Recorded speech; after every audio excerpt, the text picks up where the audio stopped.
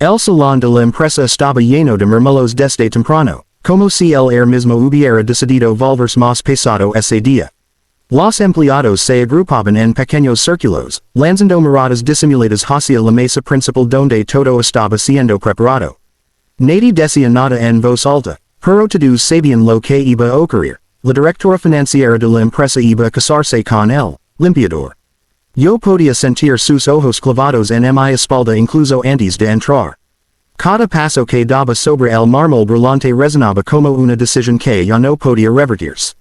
Había firmado documentos toda mi vida, había cerrado acuerdos imposibles, había sobrevivido a juntas donde hombres mayores intentaban reducirme una sonrisa educada, pero nada se comparaba con esto.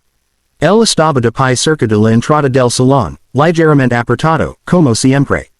Uniforme gris, gantas de látex en una mano, una fregona apoyada contra la pared como si fuera parte de su cuerpo. Nadie lo miraba directamente más de un segundo. Era como si su existencia fuera un detalle técnico del edificio, no una persona.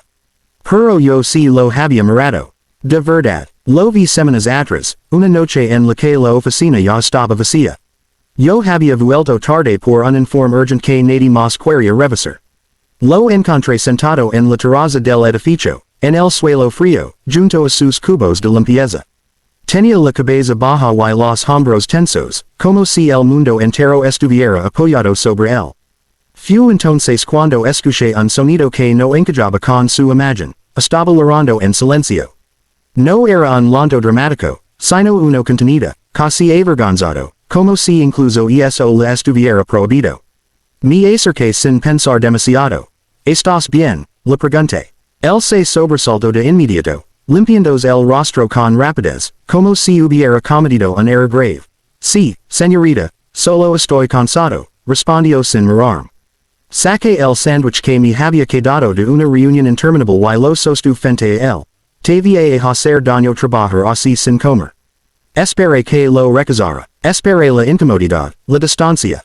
Pero después de unos segundos dudando, lo tomó con ambas manos como si fuera algo frágil, algo que podía romper si lo tocaba mal. Gracias, susurró. Esa palabra me golpeó más fuerte de lo que debería. Con el paso de los días, empecé a notarlo más. No porque él intentara hacerse notar, sino precisamente porque hacía todo lo contrario. Siempre llegaba antes que todos, siempre se iba después. Nunca hablaba si no le hablaban. Y aún así, había algo en su forma de estar presente que me inquietaba, como si observaba más de lo que dejaba ver. Una tarde, en una reunión especialmente humilante para mí, lo vi pasar por el pasillo del vidrio. Se detuvo un segundo, nuestros ojos se cruzaron, y por alguna razón, sentí que no me estaba viendo como una ejecutiva fracasando, sino como una persona. Fue entonces cuando la idea empezó a formarse, absurda al principio, luego cada vez más firme. Cuando mi familia volvió a insistir en solucionar mi imagen, después del último escándalo corporativo, dije lo primero que me vino a la mente: me casaré con él. El silencio fue inmediato, seguido por risas. Pensaron que era una broma, una provocación, un gesto de arrogancia disfrazado de caridad. Nadie entendía que yo no estaba pensando en ellos. Estaba pensando en él. Cuando se lo dije, él negó con la cabeza varias veces. No soy adecuado para usted. No tengo nada que ofrecer, dijo con una voz tan baja que casi parecía miedo. Pero insistí, no sé si por orgullo, por impulso o por esa extraña sensación de que hacer algo completamente irracional era la única forma de recuperar el control de mi vida. Y así, frente a todos, el matrimonio se convirtió en una realidad que nadie podía explicar, ni siquiera yo misma.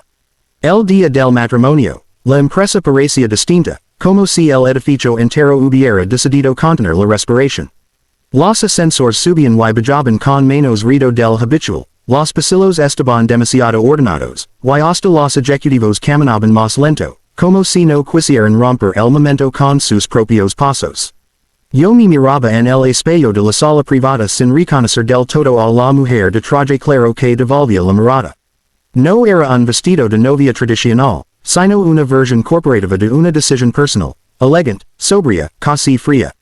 Perfecta para una boda que nadie entendía. Afuera, el murmullo crecía.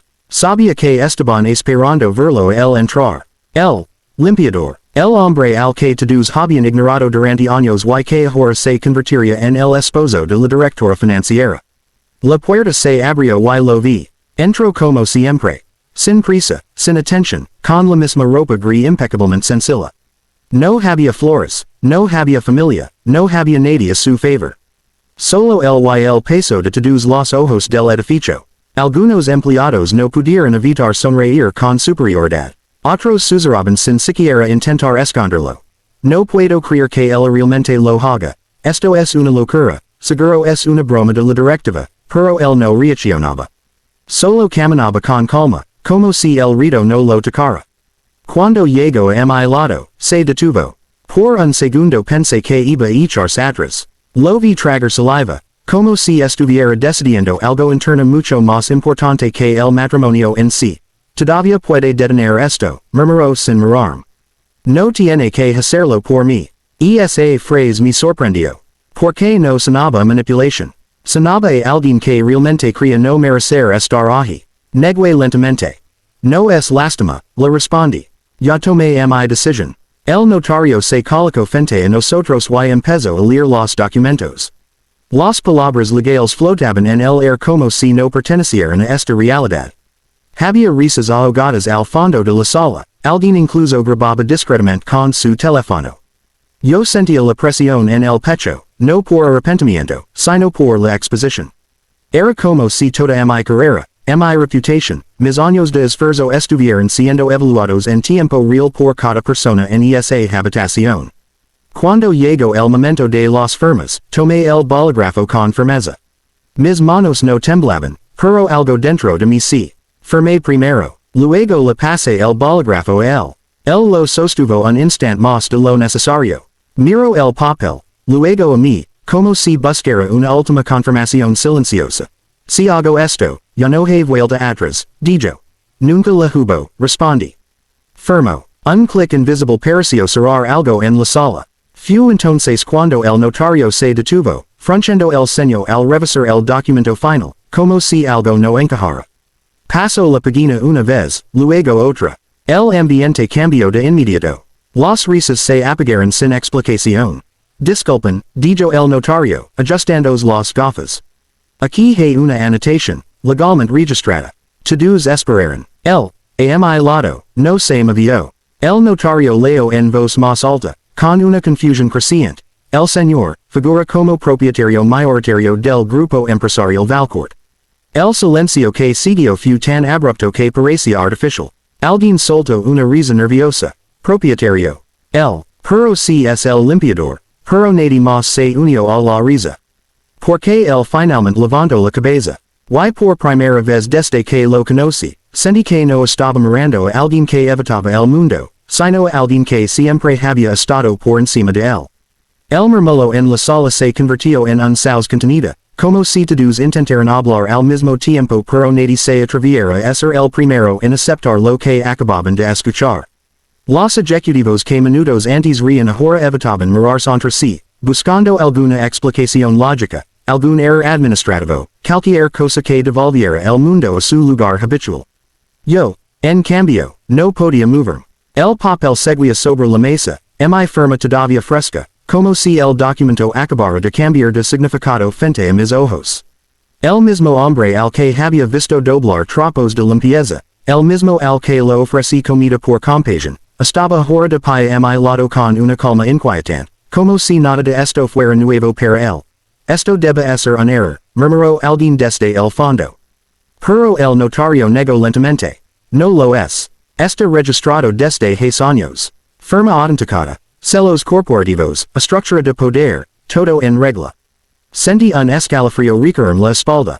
Años. No días, no meses. Años. Migré hacia él, buscando una explicación, algo humano, algo que encajara con la imagen que yo había construido en mi mente. ¿Quién eres realmente? Pregunté, sin reconocer mi propia voz. Él tardó en responder, no porque no supiera qué decir, sino como si estuviera decidiendo cuánto de la verdad merecía yo escuchar en ese momento. No soy lo que ellos ven, dijo finalmente, mirando alrededor de la sala. Y tampoco soy lo que tú crees. El silencio volvió a ser más pesado en los empleados ya no ríen. Algunos estaban pálidos. Otros miraban sus teléfonos como si esperaran una noticia externa que confirmara que todo esto era una broma elaborada por alguien más. Pero no había broma. Él dio un paso hacia adelante, y por primera vez noté algo distinto en su presencia. No era humildad, ni sumisión, ni timidez. Era control, un tipo de control que no necesita elevar la voz. Durante años, continuó, observé esta empresa desde donde nadie mira. Desde abajo, su mirada recorrió la sala lentamente, deteniéndose apenas en cada persona, como si los reconociera uno por uno. Quise ver cómo se comporta la gente cuando cree que no tiene nada que perder. Cuando piensa que nadie importante está mirando. Un ejecutivo trago saliva con fuerza. Yo sentía que el aire se volvía más denso a cada palabra. Y lo vi todo, añadió. Ambición sin ética, respeto falso, crueldad disfrazada de eficiencia. Su mirada volvió hacia mí, y por un segundo el ruido del mundo desapareció. Pero también vi algo más. Me quedé inmóvil. Hay alguien que no me trató como un objeto invisible. Hay alguien que me ofreció comida sin esperar nada a cambio. Hay alguien que, sin saberlo, rompió el experimento. Sentí un nudo en el pecho. Experimento, susurré. Él no respondió de inmediato. Solo dio un paso más cerca. No entré en tu vida por accidente, dijo al fin. Y ahora, tampoco estás aquí por casualidad. El silencio que siguió ya no era confusión. Era miedo.